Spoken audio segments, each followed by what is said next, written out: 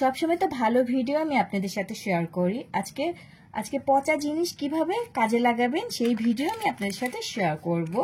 আসসালামু আলাইকুম, কেমন আছেন সবাই? আশা করি যে যেখান থেকে আমাদের এই ভিডিওটা দেখছেন সবাই ভালো আছেন, সুস্থ আছেন। নতুন নতুন ভিডিও নিয়ে চলে আসি আমি আপনাদের মাঝে। আজকে একটা অন্যরকম ভিডিও নিয়ে আমি আপনাদের মাঝে চলে এসেছি। আজকে আমি আপনাদের সাথে শেয়ার করব কাঁঠালের বিচি কিভাবে নষ্টগুলা ফেলে দিয়ে ভালোগুলা কাজে লাগাবেন।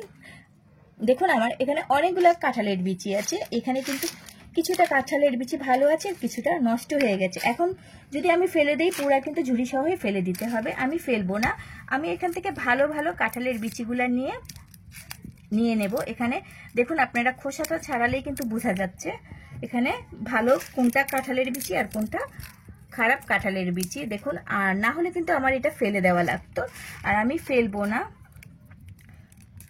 আর আপনারা কিন্তু এই কাঁঠালের বিচিগুলো না ফেলে যেগুলো ভালোগুলো আছে সেগুলো কিন্তু কাজে লাগাতে পারেন।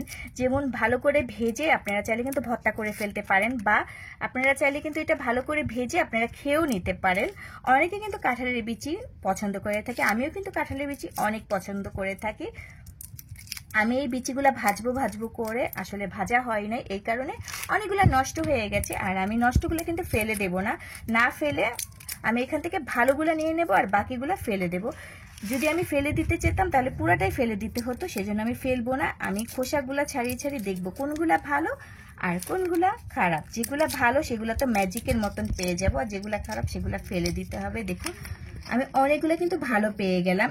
আজকে একটু অন্যরকম ভিডিওই শেয়ার করলাম, নষ্ট কাঁঠালের বিচিগুলাই কিন্তু কাজে লাগালাম। দেখুন,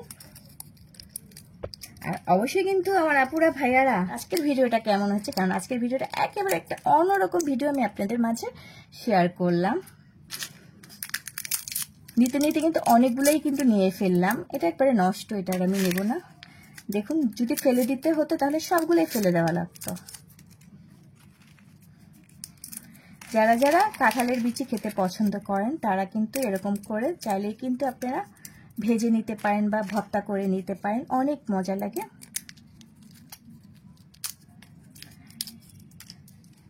এই যে এই বিচিটা একবারে ফ্রেশ, দেখুন এটা কিন্তু ভাজলে অনেক ভালো লাগবে, আবার ভর্তাও করা যাবে।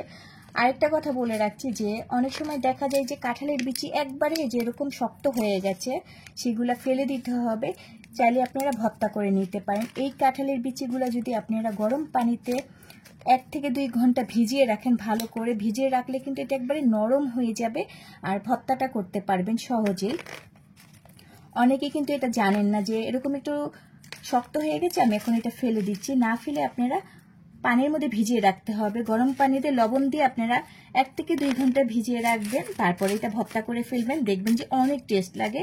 যদি সম্পূর্ণ ভিডিওটা দেখতে চান তাহলে অবশ্যই কমেন্ট করে জানেন, আমি আপনাদের মাঝে ভিডিওটা শেয়ার করব। যদি আমাদের এই ভিডিওগুলো ভালো লেগে থাকে তাহলে কিন্তু অবশ্যই বারবার একটা কথাই কিন্তু বলে যাচ্ছি, লাইক আর কমেন্ট করতে ভুলবেন না, আর বেশি বেশি করে শেয়ার করবেন, তাহলে সবার মাঝে এই ভিডিওটা পৌঁছে যাবে। আজকে আমাদের এই ভিডিওটা একবার একটু অল্প ভিডিও ছিল, তো সবাই সবসময় ভালো থাকবেন, সুস্থ থাকবেন। নতুন নতুন আরো ভিডিও নিয়ে আমি আপনাদের মাঝে চলে আসবো। তো আজকে বিদায় নিচ্ছি, টাটা, বাই বাই, আল্লাহ হাফেজ।